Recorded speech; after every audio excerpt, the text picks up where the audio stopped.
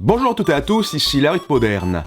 Le temps passe, les saisons s'enchaînent, mon corps se flétrit inexorablement, comme une rose du désert séchée par les sables du temps. Mais malgré tout, des décennies après, je n'arrive pas à oublier ces putains de génériques d'animé du Club Dorothée. Il y a des moments, c'est à se demander pourquoi ça existe.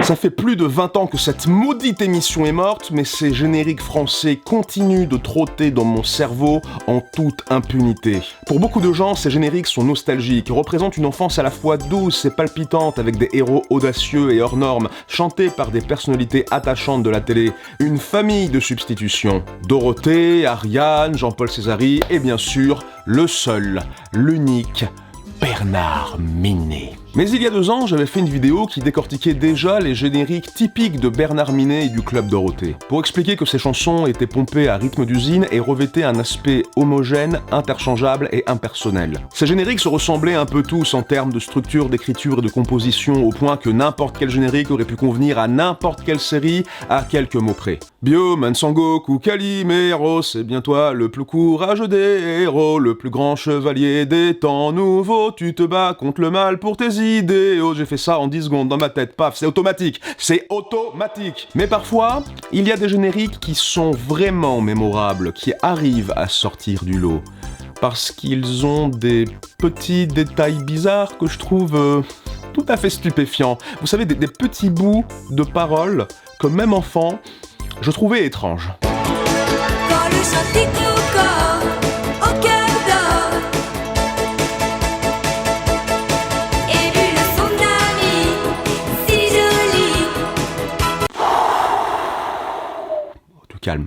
Bon. Là, tout de suite, j'ai pas la force de dire un truc intelligent après avoir entendu ça. À la place, ça vous dirait qu'on fasse des blagues impitoyables sur l'écriture chelou des paroles de 3 génériques très connus de votre enfance comme de gros vilains chipoteurs. Hein? Ouais, ça vous dit? Super, génial. Générique! Vous sentez? Ça sent la thune, non? Lancez la vache! Yeah! Salut MJ, c'est mignon ce que t'as là, c'est quoi? Ah, c'est une représentation miniature d'un château fort, comme tu le vois, voilà, c'est avec des petits animaux tout mignons, voilà, c'est un cadeau que j'aime beaucoup. Et c'est tout pourri, si tu veux vraiment être un vrai roi qui dirige son château avec ses sujets, joue plutôt à Hustle Castle. Hustle Castle est un jeu de gestion sur mobile vous permettant de construire votre propre château et gérer vos sujets pour devenir le meilleur des rois et affronter le seigneur des ténèbres. Disposez les pièces de votre forteresse remplissant chacune une fonction essentielle, puis assignez-y des sujets qui vous apporteront nourriture, argent et descendance. Là tu vois, j'ai 2 sujets qui essayent de faire des bébés, mais ils sont pas très doués. Mais ça va venir. Bah, le mien de château fort, il peut catapulter les animaux, là, tu vois. Mais catapulte, t'es mort surtout là, c'est pas comme ça que tu vas vaincre l'armée des orques. Entraînez aussi des soldats dans vos casernes, équipez-les avec des armes rares, montez-les en niveau et affrontez en équipe l'armée des orques, des liches et autres monstres afin de délivrer vos sujets et les inviter dans votre vaste domaine. Devenez le roi et téléchargez Hustle Castle via le lien dans la description. Téléchargez Hustle Castle via mon lien ci-dessous, entrez votre pseudo et obtenez un bonus spécial pour les nouveaux joueurs. 250 diamants et 3500 pièces d'or. Merci à Hustle Castle pour soutenir cette vidéo, n'oubliez pas, lien du jeu dans la description, et surtout, bon visionnage et amusez-vous bien. Bon, en fait, je suis désolé, en fait, ton château il est très mignon, il est très bien, c'était pour la pub, mais j'aurais pas dû le renverser. Merci, j'apprécie. Je suis désolé. Juste pour vous rafraîchir la mémoire, je tiens à vous rappeler qui est le parolier derrière la quasi-intégralité des génériques du Club Dorothée. Il s'agit, comme je l'ai dit dans ma vidéo sur Bernard Minet, d'un certain Jean-François Porry, qui est en fait un pseudonyme pour Jean-Luc Azoulay, cofondateur de AB Productions et producteur entre autres du Club Dorothée. Il profitait d'être producteur pour mettre ses pattes partout, profitant de l'occasion pour devenir auteur des chansons de Dorothée, Ariane, des Musclés et tous les autres. Il était tellement impliqué et rapide dans l'écriture de ses chansons qu'il prenait même le temps de clasher ceux qui critiquaient ses productions à travers des chansons moqueuses de ses artistes maison. Ils font leur cinéma avec Télérama. Ces gens-là sont des Et je vous parle pas de son attaque directe par musclé interposé de l'animateur télé Antoine Decaune. C'était un petit peu le rap Cortex contre Cyprien de l'époque en fait. À l'école communale, il était le dernier. Sa cour institutrice n'osait pas l'approcher. Et pour se venger quand il était puni, le petit Antoine se faisait pipi sur lui.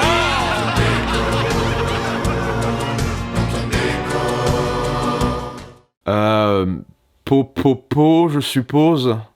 Il aurait fait un terrible youtubeur en fait, Azoulay.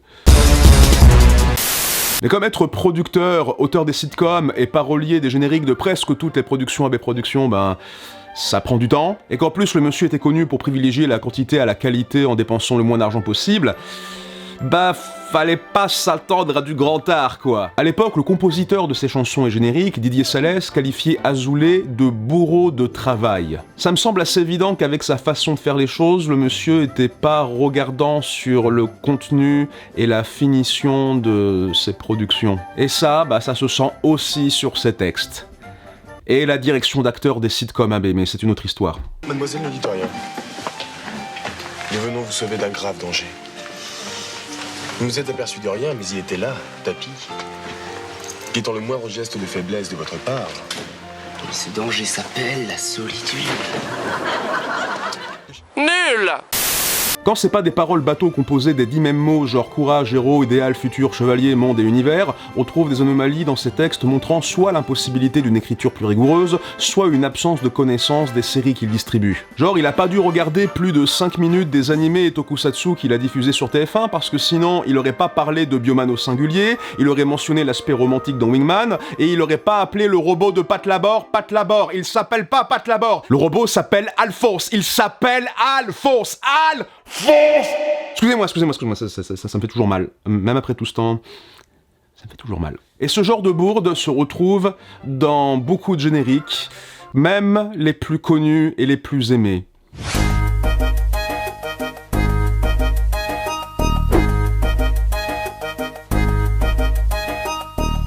Pour cette vidéo, je vais garder mes notes sous mes yeux, comme ça je peux avoir les paroles à tout moment devant moi. On va commencer petit, parce que je considère comme techniquement le meilleur générique AB Productions, à savoir le premier générique de Nicky Larson. Bon, c'est toujours pas Get Wild, mais c'est le meilleur générique AB Productions selon moi. Niveau musique, ça reste cheap, mais au moins ça essaye au mieux de coller à une ambiance détective flingueur, dur à cuire, un peu sombre, à la poursuite des criminels, tout ça.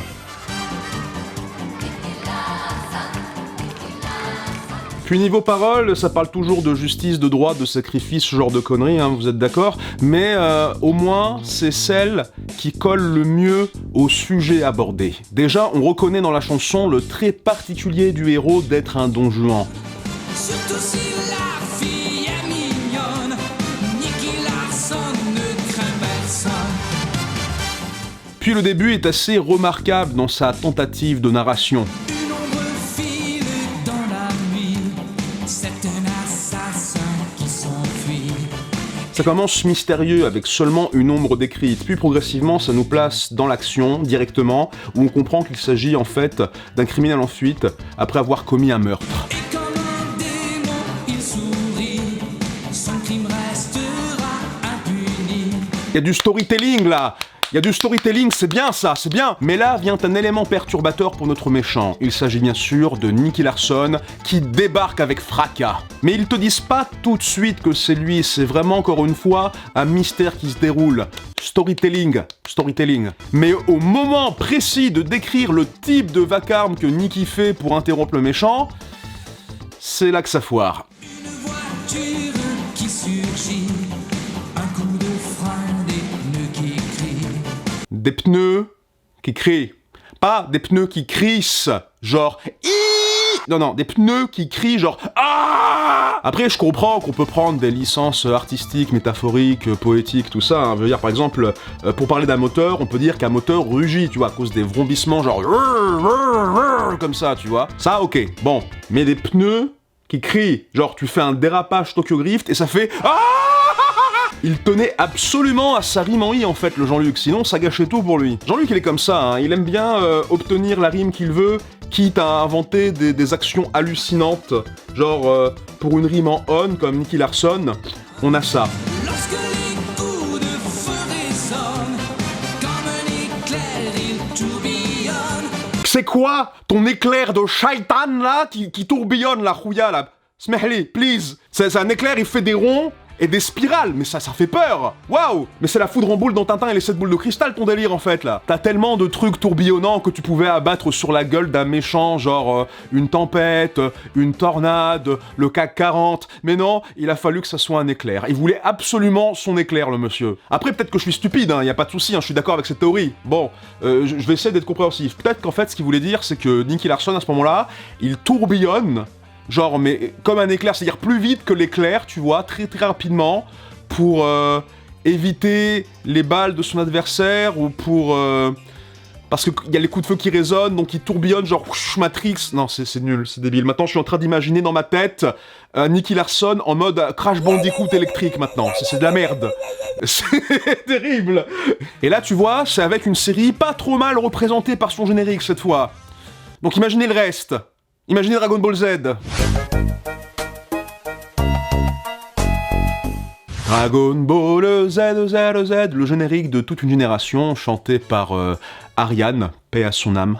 Clairement, musicalement, c'est pas la peine de vous dire que les claviers bon tant pis et le chant enfantin aguirré ont du mal à rivaliser avec l'instru épique et les vocalises bien rock de Hironobu Kageyama dans Shala et Chala, l'opening VO. Les paroles de Shala et Chala ne parlent pas directement d'ailleurs de ce qui se passe dans DBZ, c'est plus des formules lyriques véhiculant un sentiment d'excitation, d'aventure et d'action palpitante. À un moment, tu vois, j'ai les paroles devant les yeux, ça parle de vouloir entraîner un dinosaure pour le mettre en équilibre sur un ballon. Alors si ça arrivait dans DBZ, j'ai raté l'épisode, dites-moi quel numéro c'est. Mais des fois, parfois, vaut mieux être légèrement vague, légèrement abstrait, plutôt que d'essayer d'être spécifique pour finalement se ratatiner la face. Dragon Ball Z, le chant du Sangohan. Dragon Ball Z, combat tous les méchants. D'après de longues analyses par des experts scientifiques de Harvard et de Yale, on constate qu'à ce moment-là, ça rime pas. Mais pourquoi avoir écrit ça alors? C'est parce que sur le coup, ils avaient pas trouvé de rime pertinente avec Anne, genre le petit Sangohan, il passe du coq à l'âne. Il aime bien lire Marianne, il met en berne Stéphane. Il y avait rien à dire à ce sujet, il y avait pas de... D'accord. Ou alors, peut-être qu'au début, Jean-Luc Azoulay, il croyait que Sangohan, ça se disait Sangohan, d'où la rime avec méchant. Mais quand il avait vu que ça se prononçait pas comme ça, bah il a quand même rien fait pour rectifier. Si vous pensez que j'exagère la propension de Jean-Luc Azoulay à se gourer sur la prononciation de certains mots avant de forcer une rime, ben restez jusqu'à la fin de la vidéo s'il vous plaît, merci. Dragon Ball Z, il a tous les pouvoirs. Dragon Ball Z, la force et le savoir. Ouais, bon ben, il se fait surtout défoncer par Nappa, Vegeta et les hommes de Freezer, mais c'est vrai qu'il a beaucoup de pouvoir potentiel, qu'il s'est tiré son épingle du jeu, et qu'il est parti pour réussir ses études, contrairement à son père, donc ouais, ben... Techniquement, il a la force et le savoir, ouais, ça va. Son père était un héros, le grand, le vaillant Son Goku. Le monde saura bientôt que son esprit reste avec nous. En vrai, c'est là qu'on voit encore que Azoulay n'a pas l'air de savoir ce qui se passe à moyen terme dans l'histoire de Dragon Ball Z, parce qu'il a l'air de partir du principe dès le début que Goku est mort pour toujours, qu'il reviendra pas, que le monde doit être en deuil, et que de facto, bah, c'est Gohan qui le remplacera en tant que héros de l'histoire. Ce que tu peux croire, en effet, si t'as regardé en diagonale le combat contre Raditz, ou l'hypothétique pitch que t'aurait envoyé Toei Animation. C'était un pari risqué, et c'est perdu. Dragon Ball Z, notre héros au grand cœur. Dragon Ball Z sera toujours vainqueur. On parle toujours de Son Gohan, ou c'est quelqu'un d'autre là encore? Dragon Ball Z, héros au cœur vaillant. Dragon Ball Z, valeureux combattant. En fait, ce que j'aime dans la chanson, c'est que tu devines que ça parle vaguement de Gohan, tu vois, mais c'est tellement non spécifique et lambda niveau description, but et motivation, qu'à cause de la manie de la chanson à mettre le titre de l'animé à chaque début de phrase, Bah j'ai l'impression en fait que ça parle d'un mec qui s'appelle Jean-Gérard Dragon Ball Z et que c'est lui, le héros au grand cœur toujours vainqueur, qui fera triompher l'amour et l'amitié. Et au fond de moi, bah ça me fait beaucoup rire. Ça se voit pas sur ma tronche, mais au fond ça me fait beaucoup rire. Parce que j'ai entendu parler aussi, en faisant mes recherches très approfondies, que ce monsieur est un Dragon Ball Z. Voilà. Dragon Ball Z, vous l'avez. Qui est pareil, un savant mélange d'action, d'humour. Dragon Ball Z, il sent très bon de la bouche. Dragon Ball Z, parfois il prend sa douche. Ball, la quête finale des 7 boules de cristal venues des étoiles. Quête finale de quoi? Les Dragon Ball, c'est des objets qu'on part chercher régulièrement, y a rien de final, c'est perpétuel. Surtout quand on sait combien de versions de Dragon Ball on a eu après. C'est aussi final que Final Fantasy en fait. T'avais besoin de rimer avec Crystal en fait, c'est ça? Et comment tu sais qu'elles viennent des étoiles au juste? À aucun moment au début de la série ou du manga, ça te dit que les Dragon Ball viennent de l'espace. On ne le sait qu'à partir du moment où on découvre que Camille est un extraterrestre. Et encore, pour être techniquement correct, le créateur des Dragon Ball vient des étoiles, mais les boules elles-mêmes ont été faites sur Terre. J'ai assisté à des cours de sémantique, monsieur. On joue pas sur les mots avec moi. Ouais, je suis chiant comme ça. C'est quelqu'un de Toei qui t'a dit ça, Zoulé? Ou t'avais besoin d'une autre rime en hal et t'as supposé que comme il y avait des étoiles sur les boules, ben... ça veut dire qu'elle venait de là-bas aussi. Parce que sur le coup, bon instinct, t'as réussi ton pari. Mais tu sais, y a écrit Made in China sur mon slip, j'ai pas été livré en France par AliExpress pour autant, hein. Et puis tu sais, l'Union Européenne, sur le drapeau, il y a des étoiles aussi, hein. Et pourtant, aucun d'entre nous ne vient de l'espace. Ce qui est très dommage d'ailleurs. Après, peut-être que les Belges... Dragon Ball pour un idéal, combat glacial du bien contre le mal. Idéal de quoi? Les héros de Dragon Ball ne sont portés par aucun idéal motivant leur quête à la base. Oui, c'est vrai que Son Goku, il tolère pas l'injustice et la cruauté, c'est sûr, mais à la base, il vient juste pour l'aventure, l'entraînement, et parce qu'il se dit que voir un dragon, ce serait joli. Et Bulma, à la base, elle est carrément intéressée. Au début, elle voulait pas réunir les Dragon Ball pour la paix dans le monde et le trou de la sécu. À la base, elle voulait demander aux dragons des fraises avant de vouloir souhaiter un beau mec. Si Dragon Ball se passait de nos jours, Bulma, ce serait une K-popeuse, et elle aurait souhaité à Shenron de se marier avec Jungkook. Quant à Oolong... c'est pas grave, on parle pas de Oolong, c'est pas grave. C'était ça qui était marrant avec Dragon Ball, c'était juste une bande de personnages loin de l'idéal héroïque, mais quand même rigolo et attachant, entreprenant une aventure dépaysante qui les feront grandir et tomber sur des situations cocasses. C'est une version comique et parodique des récits héroïques mythologiques. Et désolé de faire le gros chipoteur inutile dégueulasse, mais pourquoi combat glacial? Glacial. Est-ce que Goku doit chercher une Dragon Ball dans un goulag ou un truc comme ça? Dragon Ball pour un idéal. Plutôt Dragon Ball pour une rime en hal. Non, attends. Dragon Ball pour une rime en hal. Oh mon dieu. Papa Azoulay, Jean-Luc, s'il te plaît, parle-moi. Dis-moi la vérité. Est-ce que t'as fait toutes ces rimes en hal parce que tu pensais que Dragon Ball, ça se disait Dragon Ball? Parce que ce serait tellement magique si c'était ça. Ce serait sublime. Et ce serait logique aussi. Dragon Ball contre les morales, méchant Thorak à la force bestiale. Méchant Thorak à la force bestiale. Alors là, mes amis, on est devant le plus grand mystère de l'animation japonaise des années 80. Parce que l'immoral, méchant Thorak à la force bestiale. Alors, c'est qui ce foutu Thorak? J'ai lu et relu et re-relu le manga plein de fois, je l'ai même lu il y a 2 jours pour être sûr et certain que je me gourre pas. À aucun moment, je n'ai vu un personnage qui s'appelle Thorak. C'est quoi en fait? C'est un des monstres random qu'on voit au début là? Genre c'est lui Thorak? Ou alors c'est peut-être lui Thorak? Ou alors c'est peut-être ça Thorak? Non, ça c'est un village en Serbie, excusez-moi. Alors là tu vois, là j'ai fait des recherches sur Wikipédia et il s'avère que Thorak est le héros d'une saga de fantasy historique nommée Les Chroniques des Temps Obscurs, où le jeune Thorak, accompagné de son loup, doit utiliser ses pouvoirs spirituels pour combattre des sorciers maléfiques nommés les Mangeurs d'âmes. Et tu vois, ça n'a absolument aucun rapport avec ce que je raconte, on n'est pas avancé. Mais au moins, j'ai découvert un bouquin potentiellement sympa, donc c'est déjà que ça de gagner. Mais nous avons peut-être un début de réponse, parce qu'il y a une théorie que j'ai trouvée sur le compte Twitter de Gilus ZG liant Dragon Ball, Dorothée et les Ewoks. Oui, vous savez, les Ewoks, les koalas teigneux dans Star Wars. Laissez-moi expliquer. Il dit en gros que comme Dorothée a fait des chansons sur les Ewoks et fut la narratrice du premier film Ewok, parce que oui, il y a eu 2 films sur ces trucs, le monde est injuste, qu'est-ce que vous voulez, Azoulay y constata l'existence d'un méchant singe nommé Gorax. C'était 4 ans avant la diffusion de Dragon Ball en France. Il y a même un autre grand méchant poilu et simiesque nommé Terak dans le 2e film, 2 ans avant Dragon Ball en France. Et comme on sait qu'Azoulay s'en fout un peu de ce qui se passe dans les animés qu'il diffuse et que de toute façon certains personnages auront des noms différents, salut Satan Petit Cœur, ils ont probablement supposé d'après quelques images que la transformation gorille de Goku était en fait un méchant à part entière de l'histoire, lui donnant ainsi un nom qui sonne comme Gorax, Terak, Torak, voilà. Torak à la force bestiale. Donc voilà, ce serait ça, Torak. Mais là, vous allez me dire, Hermite, comment tu peux être aussi sûr que Jean-Luc Azoulay en avait rien à foutre de Dragon Ball et sortait comme ça des noms de son cul?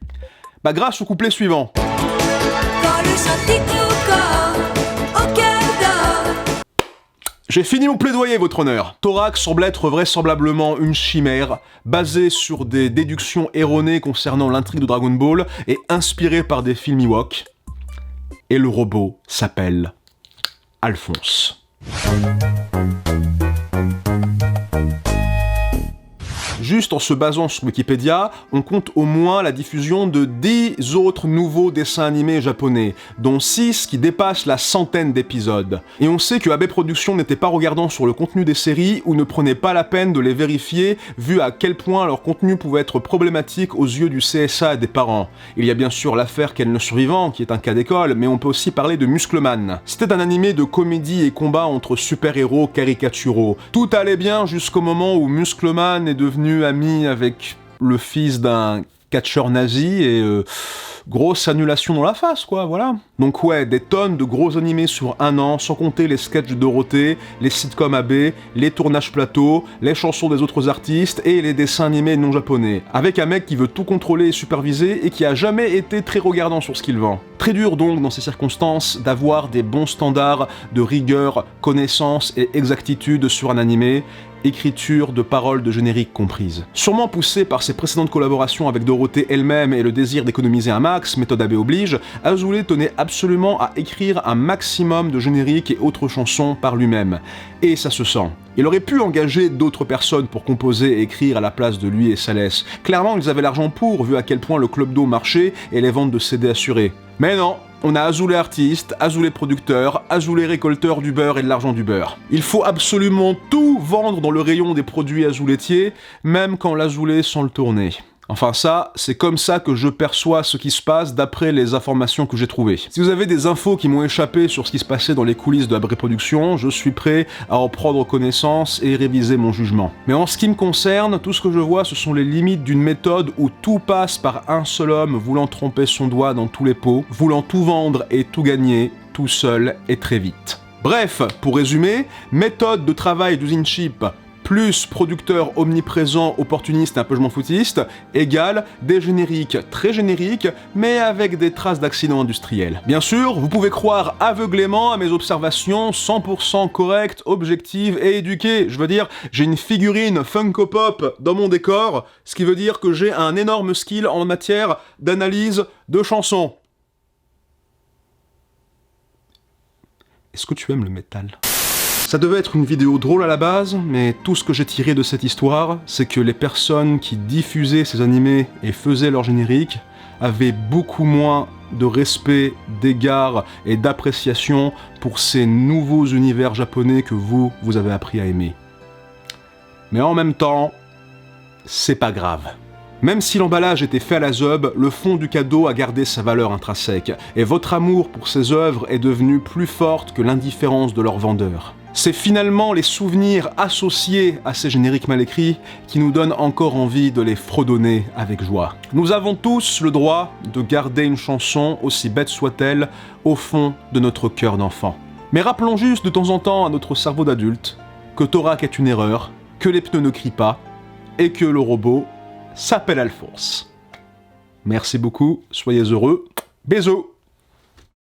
Encore bravo à GPM pour avoir assuré le montage de cette chronique. Je vous invite à laisser un pourboire sur Tipeee et Utip pour que je puisse l'appeler plus souvent, rémunérer son travail et sortir plus de vidéos. D'ailleurs, merci d'avoir vu cette vidéo jusqu'au bout. Si vous l'avez aimé, n'hésitez pas à liker, commenter, vous abonner, me soutenir financièrement sur Utip. Vous pouvez regarder une publicité qui rapporte 1 centime si le principe ne vous dérange pas bien sûr, devenir un failleur tipeur soutenant de multiples créateurs en plus de moi en ne donnant qu'une fois, ou en achetant les t-shirts, sweatshirts et autres goodies Hermite Moderne. Tous les liens sont en description. Merci 1000 fois à ceux qui me soutiennent aussi sur Tipeee depuis des années. Votre fidélité me comble vraiment. C'est toujours amusant de faire des blagues sur de vieilles chansons d'enfance, mais encore une fois, je ne suis pas là pour gâcher vos bons souvenirs de jeunesse. J'espère juste qu'on a pu rire ensemble. Encore une fois, merci à Hustle Castle pour le soutien, lien du jeu dans la description et sur la vignette de fin. Merci encore pour être resté jusqu'au bout, et je vous dis à bientôt pour de nouvelles chroniques.